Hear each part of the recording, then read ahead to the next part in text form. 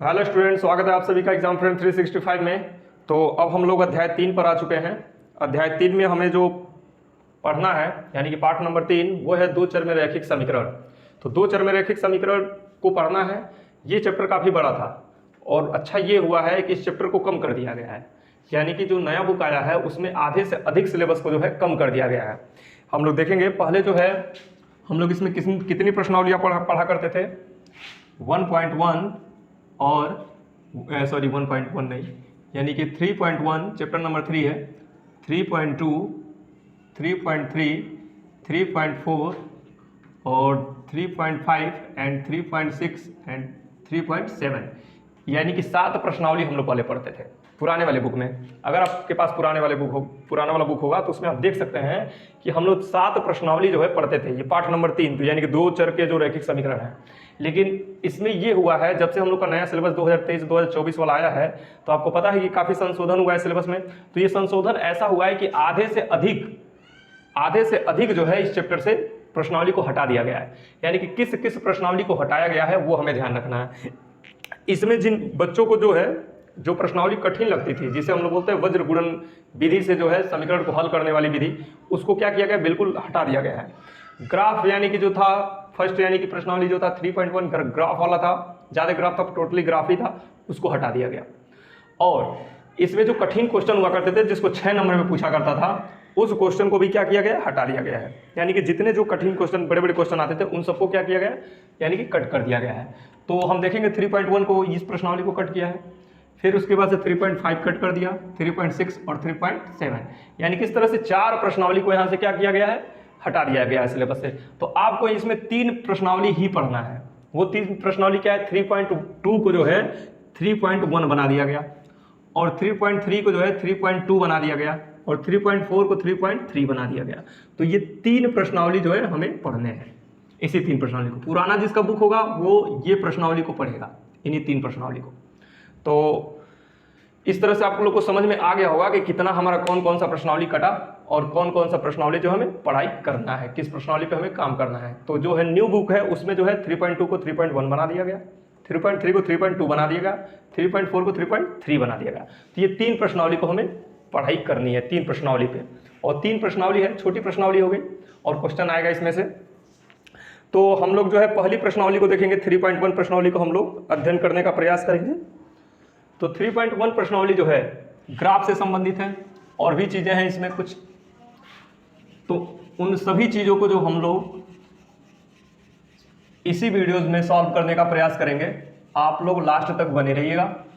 और ये प्रश्नावली जो है इसमें अनुपातों के जो समीकरण युग्म देता है, उस समीकरण युग्म के अनुपातों से जो है क्वेश्चन जरूर आएगा, निश्चित रूप से आएगा। तो आप लास्ट तक बने रहेंगे। इसके पहले अगर आप 2 पार्ट नहीं पढ़े हैं, नहीं देखें वीडियो, तो आप जाकर वास्तविक संख्या और बहुपद, उन दोनों वीडियो को आप देख लेंगे।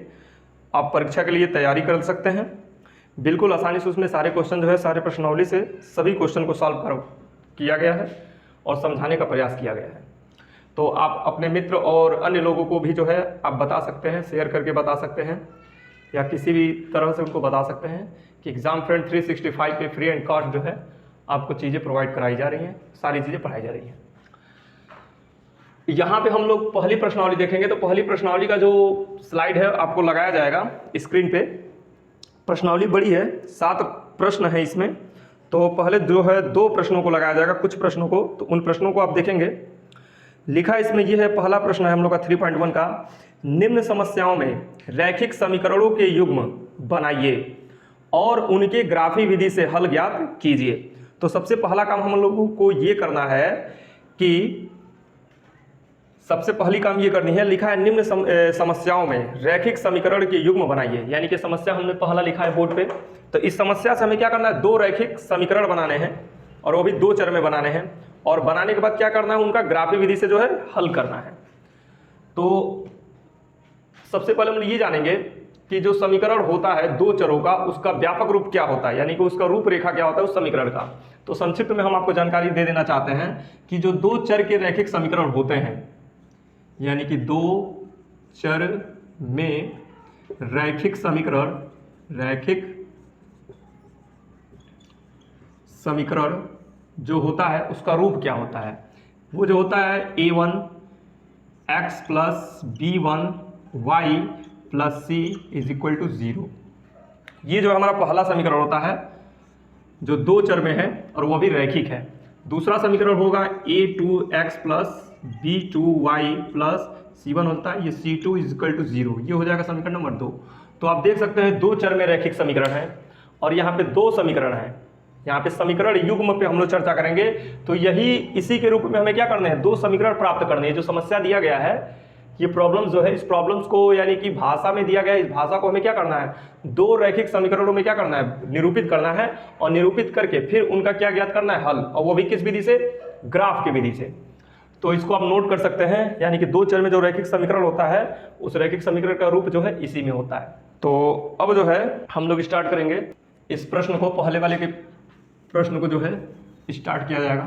तो चलिए आप ध्यान देंगे यहाँ पे, क्योंकि एक मैं बार बार कहता हूँ कि कोई भी एक प्रश्न को आप समझने का प्रयास करिए। एक प्रश्न अगर आपको समझ में आ जाता है तो जितने भी सारे प्रश्न हैं सभी को बड़े आराम से, बड़े मजे से आप कर सकते हैं। लेकिन एक प्रश्न समझे तो पहला ही मैंने, तो इसको हम लोग हल करेंगे इस समस्या को। तो समस्या जो है काफ़ी इस तरह से क्वेश्चन आप किए होंगे। तो सबसे पहला क्वेश्चन का फर्स्ट यानी कि समस्या ये करे, कक्षा 10 के 10 विद्यार्थियों ने, यानी कक्षा 10 के 10 विद्यार्थियों ने एक गणित की पहली प्रतियोगिता में भाग लिया।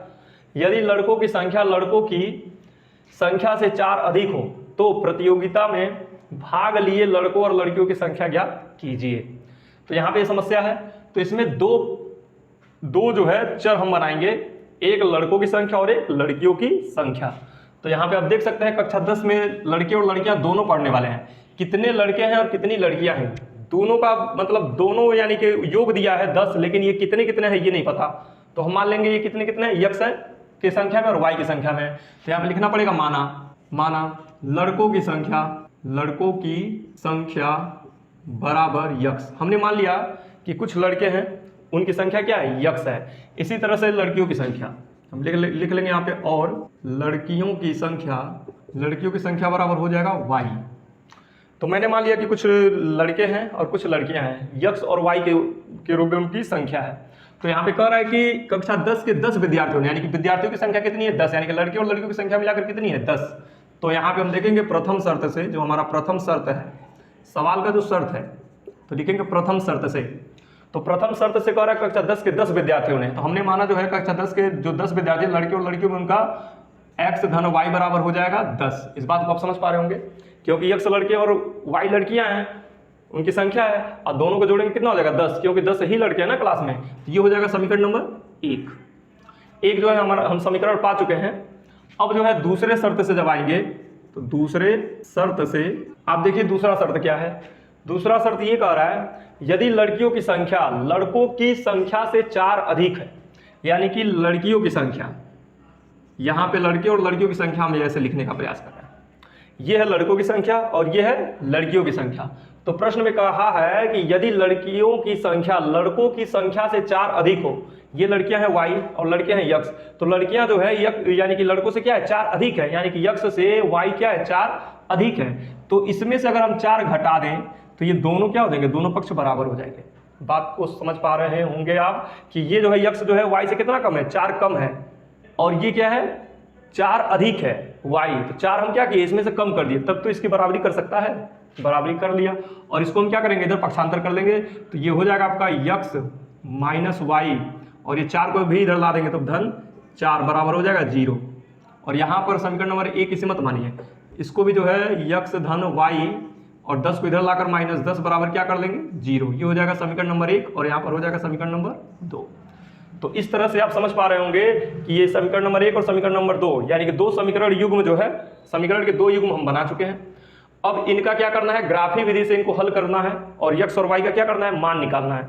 तो इसको अगर डायरेक्ट हम लोग विलोपन विधि या कोई भी विधि लगाएं तो यक्स वाई का मान निकाल सकते हैं, लेकिन यहाँ पे प्रश्न में बोला ग्राफी विधि करना है। तो ग्राफी विधि के लिए हम लोग क्या करेंगे, समीकरण नंबर 1 को लेंगे, समीकरण 1 से, समीकरण 1 से जो है हम लोग बिंदु बनाएंगे। समीकरण 1 से हम किसी का मान निकालेंगे। तो समीकरण 1 आप देख रहे हैं क्या है, यक्स धन वाई माइनस 10 बराबर क्या है 0। तो यहाँ पे आप देखेंगे समीकरण 1 से, सॉरी यहीं पे हम कर दे रहे हैं, अगर हम यक्स का मान निकालें किसका मान निकाले, यक्स का। तो यक्स को इस पक्ष में बचाएंगे और सबको इधर पक्षांतर कर देंगे। तो सबसे पहले 10 को लाएंगे तो क्या हो जाएगा, धन 10, और y आएगा तो क्या हो जाएगा, माइनस y। तो इस तरह से समीकरण नंबर 1 से जो है हमने यक्स का क्या निकाला, मान निकाला। तो जैसे ही मान निकालेंगे तो यहाँ पे इनका क्या बना लेते हैं, सारणी। सारणी में बस हम 2 ही मान लेंगे, इतने में ही हमारा काम बन जाएगा। पहले सवाल के लिए समय लगेगा, लेकिन अगले सवाल में जो है समय आपको नहीं लगेगा। तो हम यहाँ पे यक्स लेंगे, y लेंगे, फिर यक्स कामा y ले लेंगे, बिंदु ले लेंगे यक्स कामा y। तो यहाँ पर हम क्या करेंगे, यक्स का जो मान आया है वो y के पद में आया है, तो y का मान यहाँ पे हमें लेना पड़ेगा। अगर हम y को क्या ले लें, यहाँ पे y को मानते हैं 5 है, y का मान हमने क्या लिया, 5। तो जैसे ही हम यहाँ पे y का मान 5 लेंगे तो 10 में से 5 जाएगा तो कितना हो जाएगा, 5। तो यक्स का मान भी क्या आ जाएगा, 5। बात समझ में आ रही होगी आपको। यहाँ पे मैंने y का मान लिया 3, y का मान मैं क्या लिया, 3। तो जैसे ही y का मान 3 लेंगे तो 10 में से क्या होगा, y का मान 3 है तो 10 में से 3 जाएगा, कितना बचेगा, 7। तो यक्स का मान क्या हो जाएगा, 7। तो जब y का मान 3 लेंगे तो यक्स का मान क्या हो जाएगा, 7। इस तरह से जो है हमारा ये 2 ही, बस हम 2 बिंदु बनाएंगे, 2 बिंदुओं से, क्योंकि 2 बिंदु से एक रेखा खींची जा सकती है, तो 2 बिंदु ही हम लेंगे। अब यहाँ पे यक्स कामा y का मान जब निकालेंगे तो यक्स है 5 और y है 5, तो यानी कि 5 कामा 5 एक बिंदु हमें प्राप्त होता है। फिर यहाँ पे जो है 7 कामा 3 एक बिंदु प्राप्त हो जाएगा। बात समझ पा रहे होंगे, यक्स और y, भुज और कोटि। तो इस तरह से हम देख रहे हैं समीकरण 1 से हमने 2 बिंदु प्राप्त कर लिए हैं। अब हम क्या करेंगे, जैसे ही समीकरण 1 से हमने प्राप्त किया उसी तरह से समीकरण नंबर 2 से भी हमें क्या करना है, यही बिंदु ऐसे ही प्राप्त करने हैं। तो यहाँ पे लिख देंगे समीकरण 2 से, समीकरण 2 से। तो समीकरण 2 से आप देख रहे हैं, समीकरण 2 से जो समीकरण 2 का जो है वो क्या है, x minus Y minus x plus Y, ये ना माइनस है, माइनस x माइनस वाई और प्लस 4 इज इक्वल टू 0। तो यहाँ पे हम लोग x का मान निकालें तो हो जाएगा आपका x बराबर, तो सबसे पहले y को भेजेंगे तो y हो जाएगा, यहाँ पे माइनस है तो इसी को भेज देंगे, धन y हो जाएगा। 4 को भेजेंगे तो माइनस 4 हो जाएगा। अब यहाँ पे समीकरण नंबर 2 से भी हमारा सारणी बनकर आएगा। तो आप देख सकते हैं समीकरण 2 से भी हम क्या करेंगे, सारणी बनाएंगे। तो यहाँ पे ले लेंगे x y और x कामा y, जैसे फर्स्ट में किए थे। तो अब हम लोग x का मान जो है निकालेंगे, y के पद में दिया है तो y का मान मानना पड़ेगा, x का मान नहीं मानेंगे, y का मान मानेंगे। तो y को हम लोग ले लेते हैं, y को क्या माने, y को मान लेते हैं 5, यहाँ पर नहीं सॉरी 5 तो हम लोग मान चुके हैं ना पहले वाले में, तो कुछ भी मानेंगे। y को हम लोग ले लेते हैं 7 ले लेते हैं, 7। तो जैसे ही y का मान हम 7 लेंगे तो 7 यहाँ पे रखेंगे, 7 में से 4 जाएगा, कितना बचेगा, 3। तो x का मान कितना हो जाएगा, 3। अब हम लोग y का मान लेंगे 9, y का मान कितना लेंगे, 9। तो 9 में से 4 जाएगा, कितना हो जाएगा, 5। तो इस तरह से आपको समझ में आ गया होगा। और यहाँ पे बिंदु बना लेंगे 3 कामा 7 और यहाँ पर आ जाएगा 5 कामा 9। इस तरह से हमें बिंदु प्राप्त हो चुका है। तो आप देख रहे हैं समीकरण 1 से हमने एक बिंदु प्राप्त कर लिया और समीकरण 2 से हमने क्या किया, बिंदु को प्राप्त कर लिया। अब जो है हम लोग ग्राफ बनाएंगे और ग्राफ से इसको क्या करेंगे, हल करने का प्रयास करेंगे। तो यहां से हम लोग ग्राफ बनाएंगे, क्या बनाएंगे, ग्राफ। यानी कि जो समीकरण युग्म है, पहला समीकरण और दूसरा समीकरण, दोनों समीकरणों की क्या करेंगे, यहाँ पे रेखाएं बनाएंगे। तो कैसे बनता है, सबसे पहले हम लोग क्या करेंगे, समकोणिक अक्ष लेंगे, जो 9th में आप लोग पढ़े होंगे, समकोणिक अक्ष जिसे बोलते हैं कार्तीय तल। इसको हम लोग डिवाइड करेंगे 1 2 3 4 5 6 7 8 9 10 तो है नहीं, फिर 1 2 3। आप देख पा रहे होंगे बिल्कुल इक्वल, बिल्कुल जो है भाग इनका इक्वल भाग हमें बनाना है, नहीं तो सवाल लग नहीं पाएगा। 1 2 3 4 5 6 7 8 9 और यहाँ पर हो जाएगा, चलिए 9 तक ही जाने। तो इस तरह से हमने क्या किया, समकोणिक अक्ष बना लिया। जब हमारा समकोणिक अक्ष बनकर तैयार होता है तो आपको पता है इसे हम लोग बोलते हैं यक्ष अक्ष। ये क्या होता है, हमारा यक्ष अक्ष होता है। और ये क्या है, वाई अक्ष, आप 9th में पढ़े होंगे। ये होता है यक्ष डैश अक्ष और ये हो जाएगा आपका वाई डैश अक्ष। आपको पता है कि ये होता है धनात्मक, ऊपर वाला होता है धनात्मक, इधर वाला होता है ऋणात्मक और नीचे वाला होता है ऋणात्मक। तो यक्ष अक्ष के इधर जो है ऋणात्मक और वाई अक्ष के ऊपर धनात्मक और नीचे ऋणात्मक। तो इस तरह से हमारा समकोणिक अक्ष बन चुका है। अब इसमें हम लोग क्या करेंगे, समीकरण 1 से जो है दो बिंदु जो प्राप्त हुआ है उसको इसमें हम लोग क्या करेंगे, फाइंड करेंगे। तो पहला बिंदु है 5,5, तो पहला बिंदु हमें 5,5 इसमें निरूपित करना है। तो एक यक्ष अक्ष पे कितना गया है, 5, तो 1 2 3 4 5 और यहाँ से जो है स्टार्ट होगा। वाई अक्ष पे देखेंगे 1 2 3 4 5, तो इसका अगर सीधा लिया जाए और यहाँ से इनका सीधा लिया जाए तो ये बिंदु यहाँ पर मिलेगा। इस बिंदु का निर्देशांक क्या हो जाएगा? अभी इसका निर्देशांक हम लोग लिखेंगे रेखा बनाने के बाद। ये 5,5 वाला बिंदु हमें यहाँ पे प्राप्त होता है। इसी तरह से 7,3 जो है बिंदु प्राप्त करेंगे तो 7,3, तो 5 यहाँ तक है, 6 और 7, यानी कि यहाँ से जो है हम लोग आएंगे। तो 7 कितना है? 3। वाई अक्ष पे कितना जाना है? 3 जाना है। तो 1 2 3, यानी कि ये जो है ये बिंदु हमें यहाँ पे प्राप्त होते हैं। तो इस तरह से 2 बिंदु हमें प्राप्त हुआ। इन दोनों का निर्देशांक लिख लेते हैं। एक है 5,5, दूसरा है 7,3, और इन दोनों बिंदुओं को क्या करेंगे? मिलाएंगे। हम लोग इन दोनों बिंदुओं को मिलाएंगे। इस तरह से दोनों बिंदुओं को क्या किए? मिला दिए। तो दोनों बिंदुओं को मिलाने से एक रेखा बनती है। यही रेखा जो है समीकरण नंबर 1 की क्या है? ये रेखा है, ऐसे बनकर आती है। अब जो है आप चाहे तो ये डॉट डॉट जो है इसको मिटा भी सकते हैं। हमने सुविधा के लिए लिखा है आपको, ताकि आप चीज़ें को जो है समझ सकें। आप चाहे तो इसको नहीं भी कर सकते हैं, क्योंकि इसको ग्राफ में बनाया जाता है।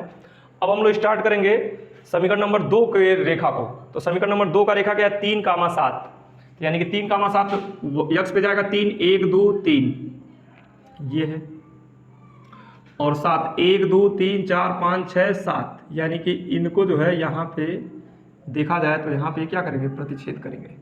यहाँ पे इस रेखा पे ही प्रतिच्छेद कर रहे हैं। 3,7 ये मिला।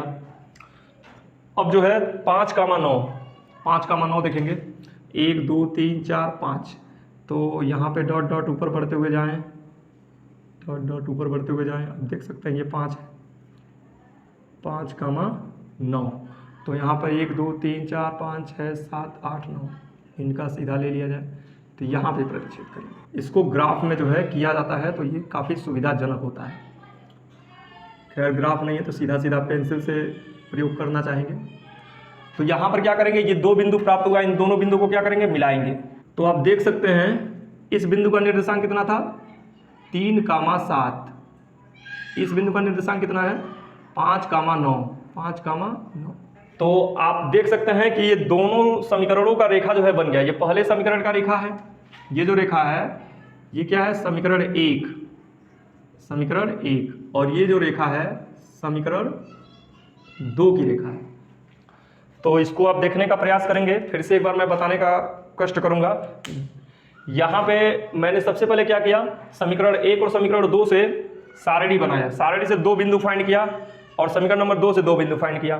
तो इन दोनों बिंदुओं को मैंने क्या किया? यहाँ पे कार्तीय तल में स्थापित किया और दोनों बिंदुओं से मिला दिए। दोनों बिंदु को मिलाने वाली जो रेखा है वही क्या हो जाएगी? समीकरण 1 की रेखा हो गई। फिर समीकरण 2 के लिए इन दोनों बिंदुओं को मैंने इसमें फाइंड किया, और ये पहला बिंदु ये और दूसरा बिंदु ये आता है। इन दोनों बिंदुओं को मिलाते हुए एक रेखा खींचा, तो ये समीकरण नंबर 2 की रेखा कहलाती है। तो जब ये दोनों रेखाएं जिस बिंदु पे प्रतिच्छेद करती हैं वही समीकरण का क्या हो जाता है? हल हो जाता है।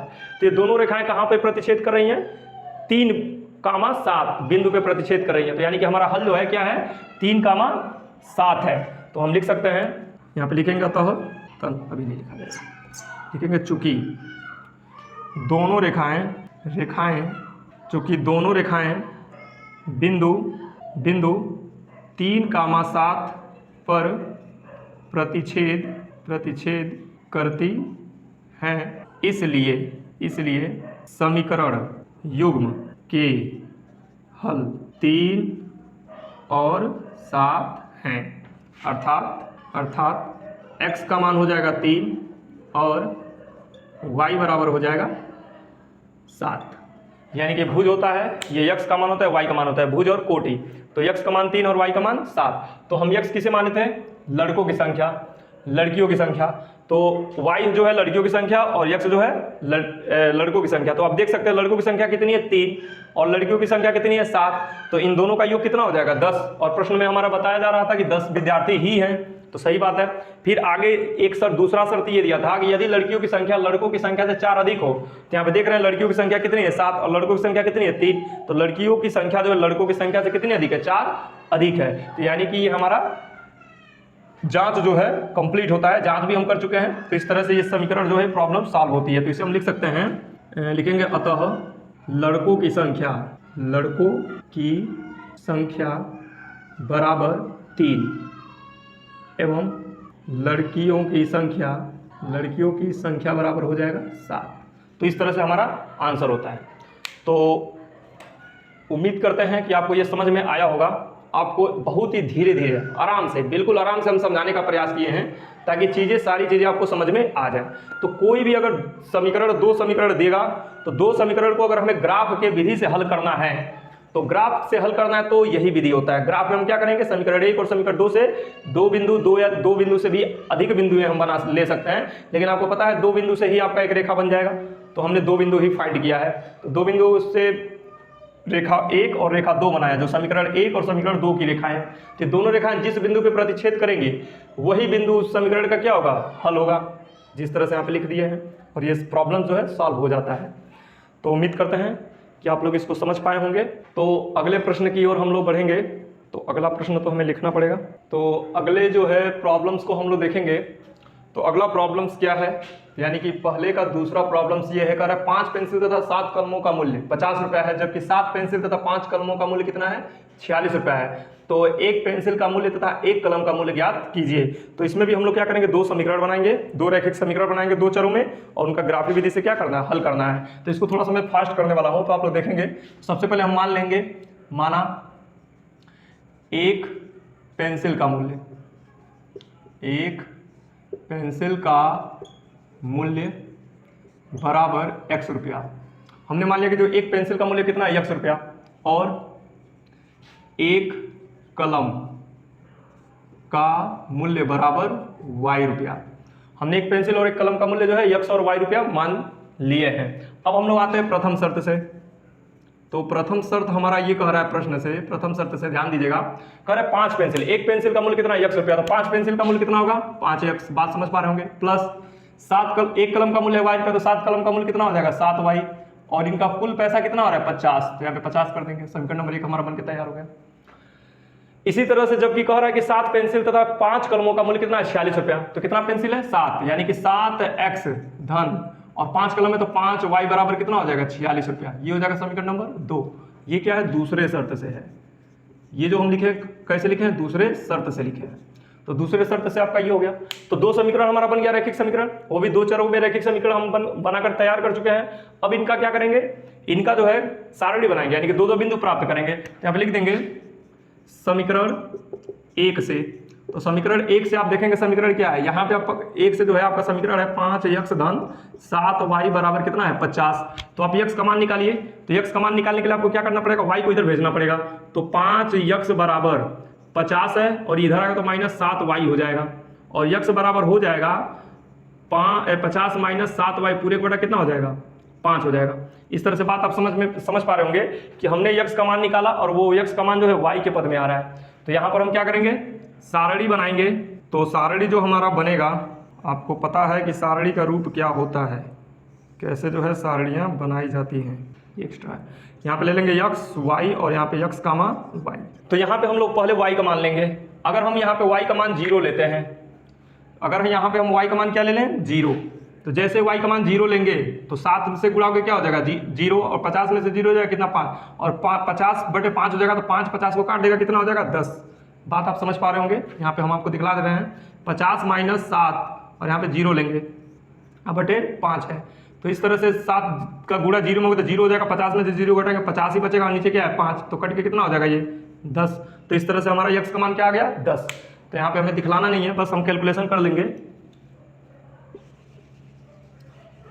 अब जो है इस तरह से हम x का मान क्या लेंगे, x का मान कुछ ऐसा, x का मान कह रहे हैं, y का मान कुछ ऐसा लिया जाए जिससे हमारा जो है समीकरण जो है इतना हो जाए। तो क्या लिया जाए यहाँ पे, y का मान ऐसा लिया जाए कि भिन्न नहीं आए। अगर मान लीजिए y का मान हम 1 लें, 2 ले तो कितना हो जाएगा, 3 ले तो 7 21, 4 ले तो 5 से कटेगा नहीं, भिन्न हो जाएगा। तो कुछ ऐसा करना पड़ेगा, 70 हो जाएगा, 10 ले लें। y का मान हम 10 लेंगे, कितना लेंगे, 10। जैसे ही y का मान 10 लेंगे तो यहाँ पे 10 से गुणा करेंगे 70, तो 50 में से 70 जाएगा तो हो जाएगा -20, कितना हो जाएगा, -20, और -20 में 5 से भाग दे देंगे तो हो जाएगा -4। तो x का मान हो जाएगा -4। ऐसी हमें संख्या लेनी है ताकि हमें भिन्न नहीं लाना है। ये x का मान जैसे कि कोई भी संख्या y का मान ले सकते हैं, तो x का मान निकल कर आएगा। तो ऐसा लेना है जिससे कट जाए, भिन्न ना आए। तो इस वजह से जो है हाँ, एक और हम माइनस में अगर ना लें तो y का मान एक और सजेस्ट कर सकते हैं। y का मान हम ले रहे हैं 5, तो यहाँ पे 50 है, और जैसे 5 लेंगे तो 5 से कितना हो जाएगा 35, अब पूरे बटा हो जाएगा 5, तो 50 में से 35 जाए कितना हो जाएगा 15 और बटे 5 तो कितना हो जाएगा 3। तो जैसे ही y का मान हम 5 लेंगे वैसे ही y यहाँ पे कट के कितना आ जाएगा 3, तो x का मान कितना हो जाएगा 3। ये सही रहेगा, माइनस में नहीं जाएगा। वैसे -4 रहता तो हम लोग -4 के लिए भी कर सकते थे। अब जो है यहाँ पे बिंदु जो हमारा बनेगा 10,0 और यहाँ पे 3,5, इस तरह से हमें बिंदु प्राप्त हो चुका है। अब हम लोग आएंगे समीकरण 2 के लिए, यहाँ पे लिखेंगे समीकरण 2 से, समीकरण 2 से। तो समीकरण 2 से आप देख सकते हैं समीकरण 2 क्या दिया, 5x धन 7y बराबर कितना है 50। तो अब हम क्या करेंगे, ऐसे ही x का मान निकालेंगे। तो x बराबर पहले यहाँ पे 50 है और ये आएगा तो क्या हो जाएगा -7y और 5 इसके क्या हो जाएगा नीचे आ जाएगा। बात समझ में आ रहा होगा। और ये तो मैंने वही समीकरण 1 को ही लिख लिया, ये तो गलत है, 1 मिनट। समीकरण 2 लिखना है, तो समीकरण 2 आपका क्या है, ये है 7x और धन 5y बराबर 46, ये है समीकरण नंबर 2। तो यहाँ पे हम लोग x का मान निकालेंगे तो x बराबर हो जाएगा 46 और ये आएगा तो -5y और पूरे का बटा यहाँ पे x का गुणा क्या है 7 और इसके नीचे आ जाएगा 7। तो अब यहाँ पे हम लोग जो क्या करेंगे, यहाँ पे भी हम लोग सारणी बनाने का प्रयास करेंगे। तो यहाँ पर हो जाएगा x, ये हो जाएगा y, ये हो जाएगा x, y। तो अब जो है हम लोग क्या करेंगे, y का मान लेंगे। तो y का मान अगर हम लोग यहाँ पे 1 ले लें तो काम नहीं बनेगा। ऐसा किया जाए, y का मान यहाँ पे कुछ ऐसा लिया जाए कि हमें जो 7 से क्या हो कट जाए, 0 तो हम ले ही चुके हैं, तो 5 ले लेंगे तो 25 हो जाएगा और 25 में से 46 में से 25 जाएगा, कितना हो जाएगा 21। हाँ ठीक है, 7 ले लेते हैं। y का मान क्या ले लेंगे 7। तो y का मान अगर हम लोग 7 ले लें तो 7 पचे 35, जैसे y का मान रखेंगे 7 तो 7 पचे कितना हो जाएगा 35। तो 46 में से आप 35 घटाएंगे तो कितना हो जाएगा 1 और 1 11, नहीं 7 नहीं लिया जाए क्योंकि हमारा 11/7 आ जाएगा x का मान। तो यहाँ पे इसको न लिया जाए, 4 ले लिया जाए तो 4 पचे 20 आ जाएगा, यानी कि 26 हो जाएगा। क्या 3 ले लें 15 अगर घटा दिया जाए तो 5 ले ले तो 5 पचे 25, हाँ 25 के लिए ठीक है। तो y का मान हम लोग 5 ले लेते हैं, क्या ले लेते हैं 5। तो यहाँ पे जैसे ही हम लोग y का मान 5 लेंगे तो ऐसे क्या होगा, वैसे ही 5 ले तो 5 पचे 25, तो 46 में से अगर 25 घटा दें 25 तो और बटे कितना हो जाएगा 7, तो 46 में से 25 जाएगा कितना बचेगा 21 और 21/7 तो कितना आ जाएगा 3 कट के, तो x का मान कितना हो जाएगा 3 हो जाएगा। तो एक तो हमारा बन रहा है। अब जो है अब हम लोग क्या लें, y का मान क्या लिया जाए, y का मान क्या लिया जाए 5 है ना, 5 है। तो y का मान अगर 4 ले लें, 4 पचे 20, 26 हो जाएगा, नहीं होगा। 6 ले लें 6 35, नहीं होगा। कुछ तो करना पड़ेगा, दशमलव में ले लें। तो मान लीजिए हमें x का मान निकालना है, ऐसे हम निकाल लेंगे, इसको भिन्न नहीं लाना है हमें। हम लोग जो है यहाँ पे 46 - 5y, तो कुछ ऐसा किया जाए कि x का मान भिन्न नहीं लाना है। तो y का मान क्या और पूरे बड़ा कितना है 7, तो y का मान क्या रखा जाए यहाँ पे कि जो है हम लोग का भिन्न संख्या न आए। तो आप देख सकते हैं y की जगह पे अगर हम 7 रख दें, 7 पचे 35 हो जाएगा, 11 हो जाएगा, 11/7 हो जाएगा। 6 रख दें तो 30, 16 हो जाएगा। 8 रख दें तो 40 हो जाएगा। 9 रख दे तो 9 पचे 45, 10 रख दे तो 50, 11 रख दे तो 11 पचे 55 और 9 हो जाएगा 60। हाँ, हम लोग जो है 12 रखते हैं, y का मान क्या ले लेते हैं 12। तो जैसे ही y का मान हम लोग 12 लेंगे तो 46 माइनस y का मान 12 रखें तो 12 पचे कितना हो जाएगा 60 और पूरे का बटा कितना हो जाएगा 7। तो यानी कि यहाँ से जब इसको घटाएंगे हम लोग तो अधिक का चिन्ह लगेगा और 60 में से 46 घटाएंगे कितना हो जाएगा 14 और 14 में 7 से भाग देंगे तो कितना हो जाएगा 2, यानी कि हम लोग का आंसर हो जाएगा -2। तो y का मान हम क्या लिए हैं 12। तो जैसे y का मान 12 लेंगे वैसे ही हमारा क्या हो जाएगा -2, x का मान क्या हो जाएगा -2। अब यहाँ पे हमें जो है दोनों सारणी प्राप्त हो चुकी है। दूसरे सारणी से हम लोग यहाँ पे 3,5 बिंदु प्राप्त कर लेते हैं और यहाँ पे 12,-2। तो यहाँ पे माइनस वाला भी हम आपको एक बता दे रहे हैं। तो यहाँ पे हम लोग क्या करेंगे, ग्राफ बनाएंगे। तो ग्राफ जो है कैसे बनता है आपको पता है, अभी जो है हम लोग ग्राफ यहाँ पे बनाए थे।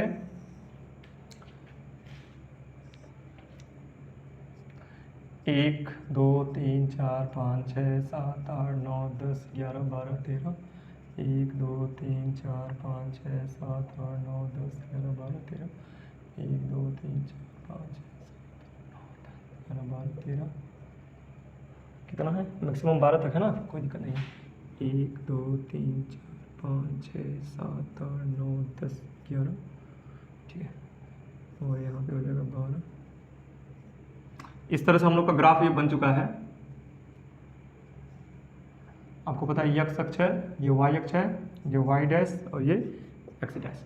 तो अब जो हम लोग दोनों बिंदु जो है इस ग्राफ में फाइंड करेंगे तो पहला 10, 0 तो यानी कि x अक्ष पे कितना लेंगे 10, तो 1 2 3 4 5 6 7 8 9 10 यानी कि हम लोग यहाँ पे आ चुके हैं। तो ये बिंदु जो है हमारा क्या है 0, 10। दूसरा बिंदु क्या है 3, 5 यानी कि y पे कितना जाना है 3, x पे जाना है 3 और y पे जाना 5, 1 2 3 4 5 तो इसका सीधा लेंगे और यहाँ पे इसका तीसरा नंबर।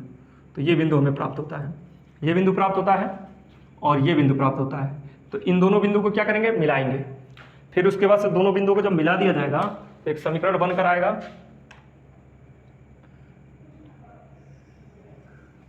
इस तरह से इन दोनों बिंदुओं को क्या करेंगे मिला देंगे, ये समीकरण बना जो समीकरण नंबर 1 का रेखा ये। इसके बाद से दूसरा बिंदु हम लोग देखेंगे 3, 5 तो 3, 5 आप देख रहे हैं यहीं पे है 3, 5 और दूसरा क्या है 12, -2 तो 1 2 3 4 5 6 7 8 9 10 11 12 यानी कि ये -2 नीचे आ जाएगा तो यानी कि -2 ये बिंदु प्राप्त होता है।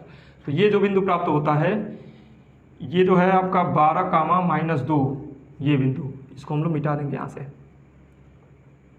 इसको इरेज कर दिया जाएगा। और इस बिंदु का निर्देशांक कितना है 0, 10, 0 यानी कि x अक्ष पे 10। इस बिंदु का निर्देशांक कितना है 3, 5। तो इस तरह से आप देख सकते हैं कि यहाँ पे ये जो दो बिंदु मिला है इन दोनों बिंदु को क्या करेंगे मिलाएंगे।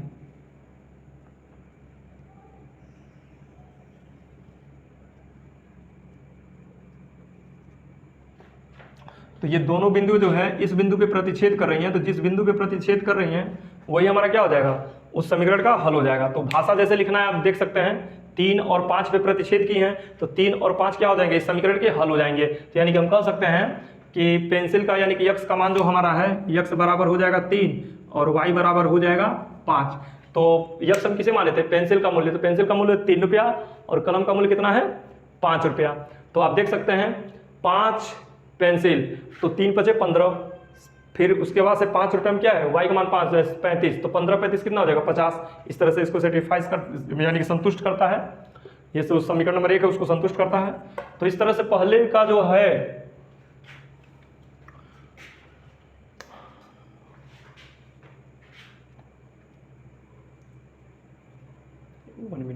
आवाज आ रहा है कि नहीं?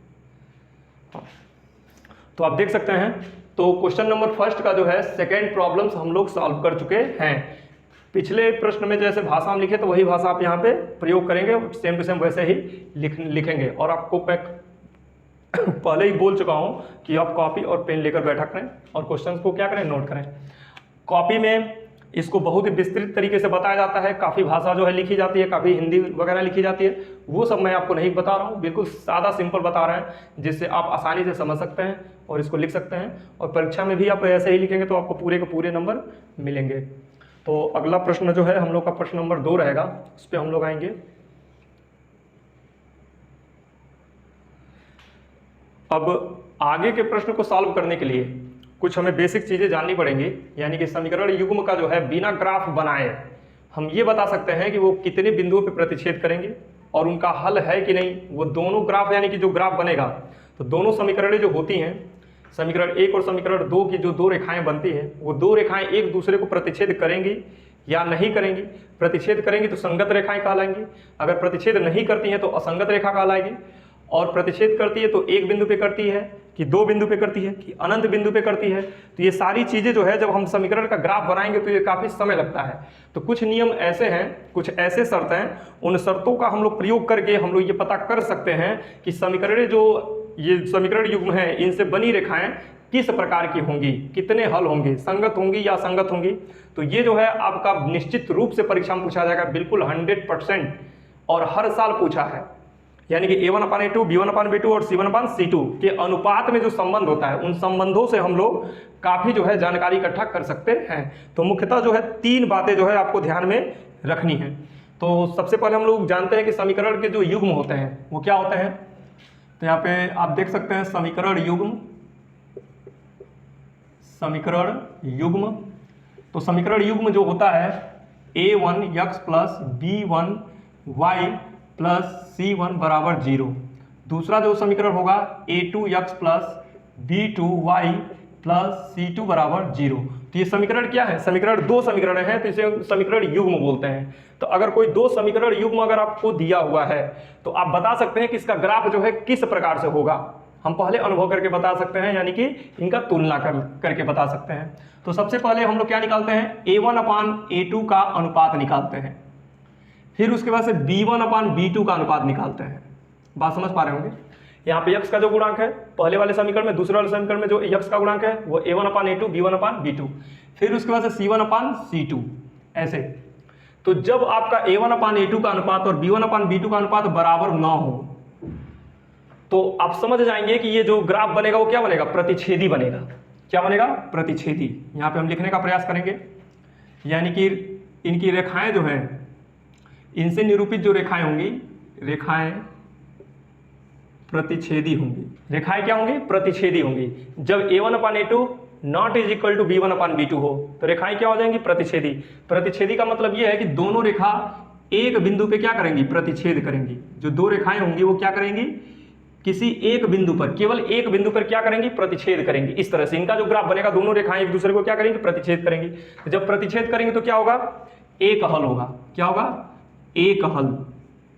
यानी समीकरण, दोनों समीकरणों को क्या मिलेगा, एक हल मिलेगा। इसे हम क्या कह सकते हैं, अद्वितीय हल। अद्वितीय हल, एक हल या अद्वितीय हल। और रेखाएं क्या हो जाएंगी, संगत, संगत होगी।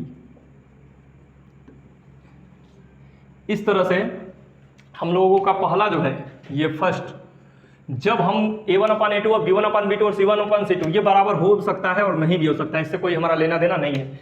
जब कभी भी हम लोग A1/A2 और B1/B2 को यानी कि बराबर नहीं देखेंगे तो हम जान जाएंगे कि ये रेखाएं क्या है, प्रतिच्छेदी है। प्रतिच्छेदी का मतलब यानी कि प्रतिच्छेदी रेखाएं इस प्रकार से होंगी और इसके कितने हल होंगे, एक हल होंगे। और इसे हम लोग क्या कहेंगे, संगत होगी। यानी कि एक हल होंगे तो क्या होंगे, संगत होगी। फिर दूसरा जो है, मान लीजिए सब तीनों बराबर हो जाए, A1/A2 बराबर हो जाए B1/B2 से और not is equal to C1/C2, C1/C2 ऐसे हम ले लेते हैं। ये कंडीशन हो सकता है, ये बराबर हो और ये बराबर ना हो। तो जब ये बराबर नहीं होंगे तो रेखाएं क्या हो जाएंगी, समांतर हो जाएंगी। रेखाएं समांतर होंगी।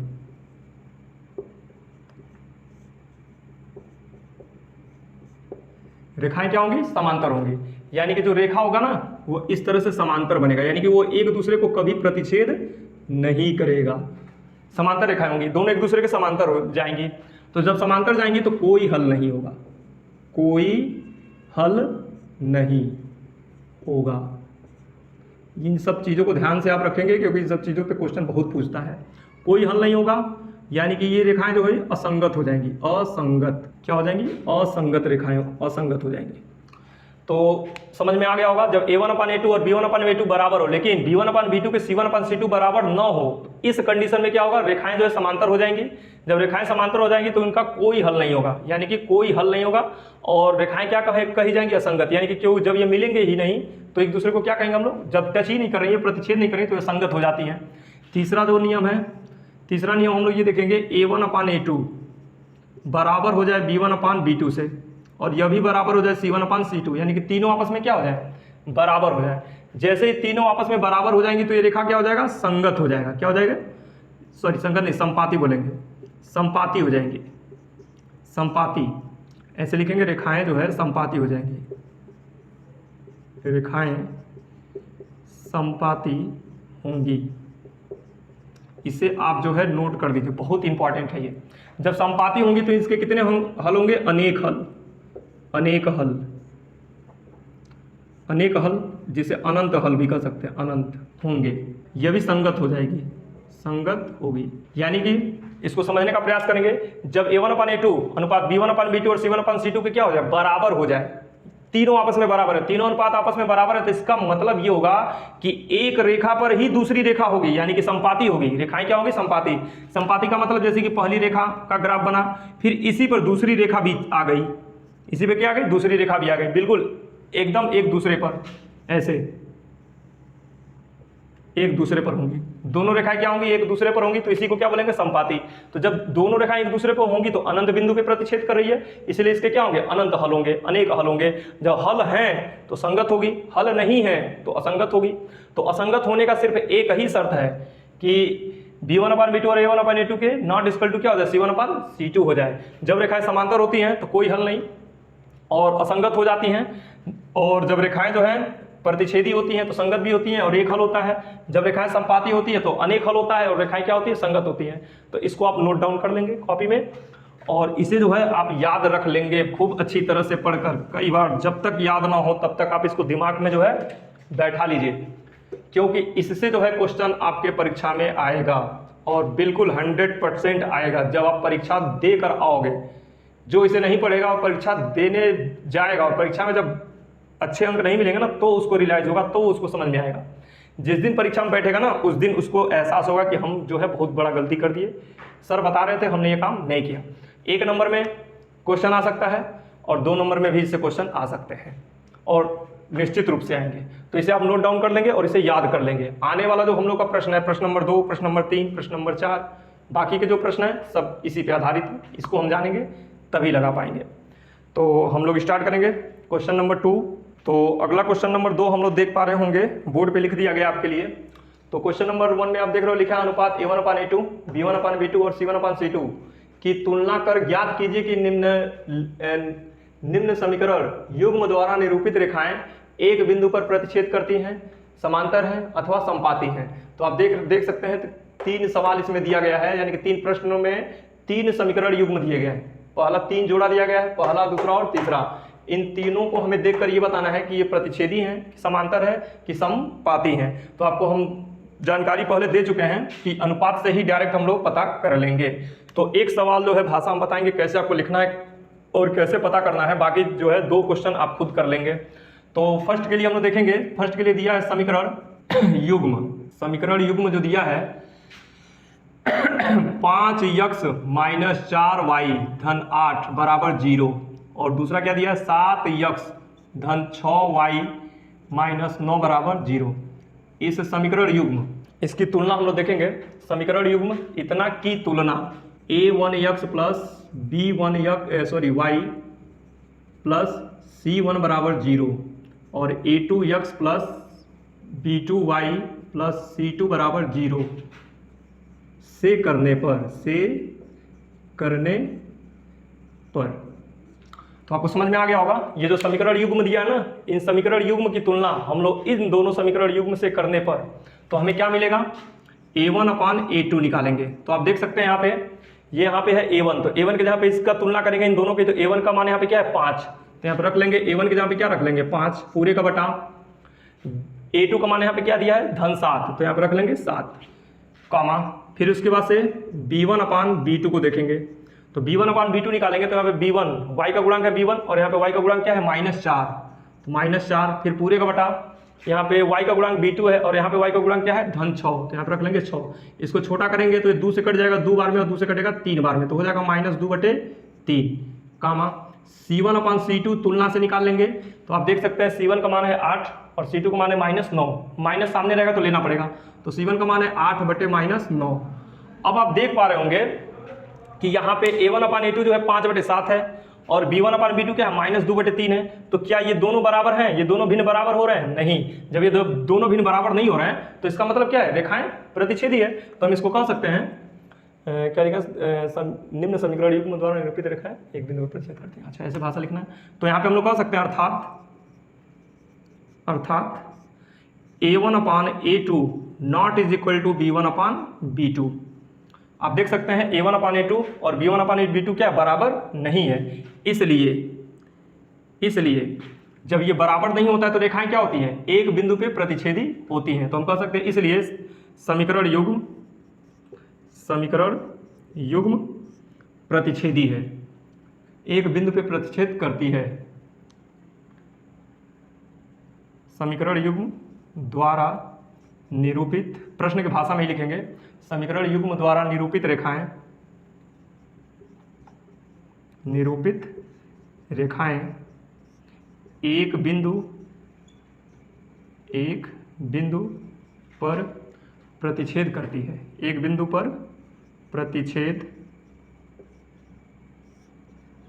करती है। भाषा आपको समझ में आ गया होगा। तो इस तरह से हम लोग पहला क्वेश्चन जो है बता चुके हैं कि समीकरण युग्म द्वारा निरूपित रेखाएं क्या कर रही है, एक बिंदु पर प्रतिच्छेद कर रही है। बात आपको समझ में आ गया होगा। जो दोनों समीकरण दिया ना, उससे a1/a2 b1/b2 c1/c2 निकाल लेंगे और उससे तुलना करेंगे, तुलना करके देखेंगे बराबर है कि बराबर नहीं है। तो जब बराबर नहीं है तो इसका मतलब क्या होता है, a1/a2 b1/b2 बराबर नहीं होता है। तो अभी हमने आपको बताया पहला नियम ही था। तो पहला नियम ये कहता है कि जब ये दोनों बराबर ना हो तो समीकरण युग्म क्या होगा, एक बिंदु पर प्रतिच्छेद करेगा, यानी कि रेखाएं क्या होंगी, संगत होंगी। संगत इसमें पूछा नहीं है, केवल पूछा है यानी प्रतिच्छेदी रेखाएं समांतर अथवा समपाती। तो इस तरह से आप जो है क्वेश्चन नंबर 2 और क्वेश्चन नंबर 3 ऐसे ही करेंगे। यहाँ पे हम बता दे रहे हैं, जब जैसे कि आप a1/a2 निकालेंगे तो क्या हो जाएगा, a1/a2। दूसरे के लिए बता रहे हैं a1/a2 का मान हो जाएगा 9/18, तो कट जाएगा 9 से एक बार में, 2 बार में, तो यानी कि इसका मान आ जाएगा 1/2। फिर इसी तरह से b1/b2 निकालेंगे, जैसे भाषा लिखना लिख देंगे, तो b1/b2 3/6 हो जाएगा। कितना हो जाएगा, 3/6, 3 से कट जाएगा एक बार में, 2 बार में, तो इसका भी मान 1/2 आ गया। फिर c1/c2 निकाल लीजिए, तो c1/c2 निकालेंगे तो हो जाएगा 12/24, तो 12/24, 12 से एक बार में 12 दूना 24, इसका भी मान 1/2 आ गया। तो आप देख सकते हैं यहाँ पे a1/a2 b1/b2 और c1/c2 क्या है, तीनों आपस में बराबर है। तो जब तीनों आपस में बराबर होते हैं तो क्या होता है, रेखाएं जो है संपाती हो जाती है, यानी कि जो समीकरण युग्म ये दोनों क्या है, ये संपाती होंगे, क्योंकि यहाँ पे क्या है, ये तीनों है जो है बराबर आ गए। तो बराबर आ गए तो इसका मतलब क्या है, संपाती है। इसी तरह से सेकंड नंबर को मैंने आपको बता दिया कि संपाती होगी, तो भाषा आप ऐसे लिख लेंगे, तुलना करने से इनको दिखला देंगे, अर्थात लिख देंगे a1/a2 बराबर b1/b2 बराबर c1/c2। तो लिख देंगे समीकरण युग्म द्वारा निरूपित रेखाएं क्या है, संपाती हैं। इसी तरह से नेक्स्ट हम लोग देखेंगे, थर्ड नंबर वाला जो दिया है, इसका निकालेंगे a1/a2, तो क्या आएगा 6/2। तो इसको 2 से कट करेंगे एक बार में और 2 से 3 बार में, तो इसको 3/1 लिख सकते हैं। फिर उसके बाद से b1/b2 को देखा जाएगा b1/b2, तो b1/b2 हो जाएगा -3/-1, तो माइनस से माइनस कट जाएगा, इसका भी मान हो जाएगा 3/1। फिर उसके बाद c1/c2 ये निकालेंगे, ये हो जाएगा हमारा 10/9। तो ये यहाँ पे बराबर नहीं हो रहा है। यहाँ पे आप देख रहे हैं a1/a2 और b1/b2 बराबर है, लेकिन c1/c2 बराबर नहीं है। तो जब बराबर नहीं होता है तो इसका मतलब क्या होता है, समांतर, यानी कि ये दोनों समीकरण युग्म जो है, इन दोनों समीकरण युग्म द्वारा निरूपित जो रेखाएं होंगी वो क्या होंगी, समांतर होंगी। तो चीजें आपको समझ में आ गई होगी। इसी तरह से भाषा जो है इसी के अनुसार आपको भाषा लिख लेना है। तो उम्मीद करते हैं कि आपको ये बहुत ही आसानी से समझ में आ गया होगा। तो इसी तरह से बहुविकल्पी में जो है ना समीकरण युग्म देता है, बहुविकल्पी सवाल इस पे काफी पूछता है। 2 समीकरण युग्म दे देगा और आपसे पूछ सकता है कि ये जो है इसके कितने हल हैं, एक हल है कि अनंत हल है कि कोई हल नहीं है। फिर उसके बाद से यह भी पूछ सकता है कि ये 2 समीकरण युग्म संगत हैं कि असंगत हैं। फिर यह भी पूछ सकता है कि संपाती हैं क्या है, जो भी है सारे क्वेश्चन जो है उसी से होते हैं। तो इस तरह से क्वेश्चन नंबर 2 जो है हम लोग कंप्लीट कर चुके हैं। तो अगले प्रश्न पे हम लोग आएंगे। तो क्वेश्चन नंबर 3 हम लोग देखेंगे। तो क्वेश्चन नंबर 3 में लिखा है अनुपात a1/a2 b1/b2 तथा c1/c2 की तुलना कर ज्ञात कीजिए कि निम्न रैखिक समीकरण के युग्म जो है संगत है या असंगत। तो हमने आपको बता दिया संगत असंगत। तो जैसे हम लोग क्वेश्चन नंबर 2 किए थे, सेम टू सेम वही भाषा के साथ क्वेश्चन नंबर 3 भी हम लोग करेंगे। और उसमें हम लोग को पिछले वाले प्रश्न में हम लोग क्या ज्ञात किए थे, प्रतिच्छेदी, समांतर और जो है संपाती। इसमें हम लोग क्या क्या ज्ञात करना है, संगत और असंगत। आपको पता है असंगत सिर्फ एक ही कंडीशन में होता है, जब रेखाएं क्या हो, समांतर हो, यानी कि c1/c2 बराबर न हो, a1/a2 और b1/b2 के बराबर जो है c1/c2 न हो, तभी हमारा असंगत होता है। नहीं तो दोनों कंडीशन में क्या होता है, संगत होता है। तो इसमें जो है 5 प्रश्न हैं। थर्ड में जो है क्वेश्चन नंबर 3 में कितने प्रश्न है, 5 प्रश्न। आप प्रश्नावली देखेंगे तो उसमें जो है पहला, दूसरा और सब आसान है। हमने तीसरे प्रश्न को लिया क्योंकि इसमें भिन्न आ रहा है, यानी कि यहाँ पे a1/a2 यानी कि भिन्न आ रहा है, तो सोचा कि भिन्न वाला सवाल हम आपको ये बता दें। तो इसको हम बता देंगे तो सारे क्वेश्चन जो है आप इजिली जो है कर लेंगे। तो करना क्या है, भाषा हम लोग ऐसे ही प्रयोग करेंगे। थर्ड के लिए जब हल करेंगे तो भाषा हम लोग का वही रहेगा, सेम टू सेम।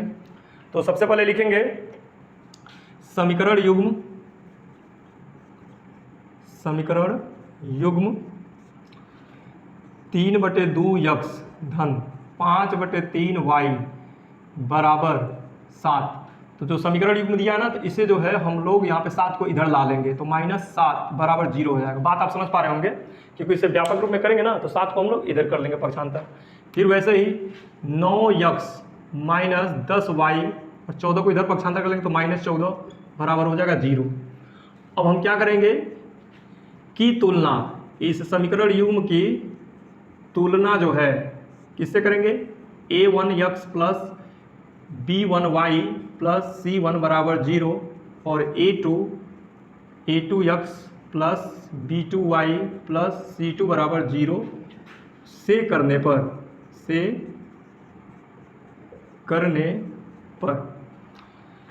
वही भाषा है जैसे हम लोग पिछले क्वेश्चन में किए थे। तो यहाँ पे हम लोग क्या करेंगे, इस समीकरण युग्म की तुलना जो है इस समीकरण युग्म से करेंगे। तो जब करेंगे तो यहाँ पे a1/a2 निकाल लेते हैं, a1/a2।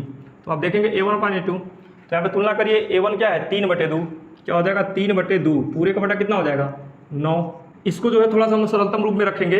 आप जानते हैं कि इसके नीचे भी बटा 1 छिपा है, तो जब ये ऊपर जो है आपका 3/2 है और जैसे ही ये जाएगा तो ऊपर पलट के क्या हो जाएगा, गुणा हो जाता है। इस बात को आप समझ पा रहे होंगे अगर आपको गणित आता है तो। अंश में जब हर वाले यानी कि ऊपर वाले भिन्न के साथ जब हर वाले भिन्न को लेकर जाते हैं ना, तो ये पलट के अंश में क्या होता है, गुणा हो जाता है। तो इसका रूप क्या हो जाएगा, ये कटेगा 3 एकम 3 और 3 3 के 9, तो ये हो जाएगा 1 एकम 1 और 2 3 6, यानी कि a1/a2 क्या आ गया आपका 1/6 आ गया। इसी से हम लोग इसी तरह से b1/b2 निकालेंगे, b1/b2 बराबर, तो b1 में आप देख रहे हैं कि कितना है 5/3, फिर पूरे का बटा कितना है 10, यहाँ पे -10 है तो यहाँ पर रख लेंगे -10, तो -10 कर लिए बराबर, यहाँ पर भी 5/3 गुणे 1 ऊपर चला जाएगा और -10 नीचे आ जाएगा, तो 5 से कट जाएगा एक बार में, 5 से कितने बार में 2 बार में, तो आंसर क्या आ जाएगा इसका -1/3 दूना 6 हो जाएगा। इसी तरह से हम लोग निकालेंगे c1/c2, तो c1/c2 के लिए आप देख सकते हैं यहाँ पे क्या, ये -7 लिख लेंगे, -7 पूरे का बटा ये क्या हो जाएगा -14, तो यहाँ पे माइनस से माइनस कट जाएगा, 7 से एक बार में, 7 से कितने बार में 2 बार में, तो इसका आंसर आ रहा है 1/2। तो यहाँ पे आप लिख देंगे अर्थात a1/a2 not is equal to b1/b2 और नॉट इज इक्वल टू क्या है c1/c2। इसको खैर लिखने की जरूरत नहीं है, बस हमें यही मिल गया a1/a2 not is equal to b1/b2। तभी हमें पता चल गया कि रेखाएं क्या है, संगत है, क्योंकि ये जो a1/a2 बराबर है b1/b2 के, तो इसका मतलब क्या है, रेखाएं प्रतिच्छेदी हैं। और जब रेखाएं प्रतिच्छेदी हैं तो स्पष्ट है, जब रेखाएं प्रतिच्छेदी हैं तो एक बिंदु पे प्रतिच्छेद करेगी तो ये क्या होगा, ये संगत हो जाएगा। तो यानी समीकरण के युग्म क्या है, संगत है। तो यहाँ पे लिख देंगे, इसलिए आपको पता है असंगत सिर्फ एक ही कंडीशन में हो सकता है, जब a1/a2 बराबर हो b1/b2 का नॉट इक्वल टू c1/c2। समांतर जब होता है ना तो ही क्या होता है, बराबर मतलब असंगत होता है। इसके लिए क्या हो जाएगा, असंगत, इसके लिए क्या हो जाएगा, असंगत, आपको लिखवाया गया होगा असंगत। तो इस तरह से क्वेश्चन नंबर 3 का जो है हम लोगों ने पता कर लिया कि समीकरण युग्म क्या है, संगत है। बाकी जो है 1, 2, 4 और 5 ये क्वेश्चन जो है आप लोग ऐसे ही इसी तरह से भाषा लिख के अटेम्प्ट कर लेंगे। तो आज के लिए हम लोग जो है इस सेक्शन में बस क्वेश्चन नंबर 3 तक रखेंगे। इस प्रश्नावली में 7 प्रश्न हैं, 3 प्रश्न हम लोग अटेम्प्ट कर चुके हैं। बाकी का जो प्रश्न है वो बहुत कम समय में हो जाएगा, लेकिन जो है उसको हम लोग सेकेंड वीडियो में यानी कि दूसरे भाग में हम लोग उसको कंप्लीट करेंगे। तो पहले आप इस पर प्रैक्टिस कर लीजिए, इसको अच्छे से समझ लीजिए। हम बार बार आपको बता रहे हैं, ये आपके लिए बहुत महत्वपूर्ण है, इसे आप पढ़ लें, इसके पूरे कॉन्सेप्ट को आप समझ लें। तो अगर आपको वीडियो अच्छा लग रहा है, अगर आप इस वीडियो से लाभ उठा पा रहे हैं, तो इसको और आगे बढ़ाने का प्रयास करें।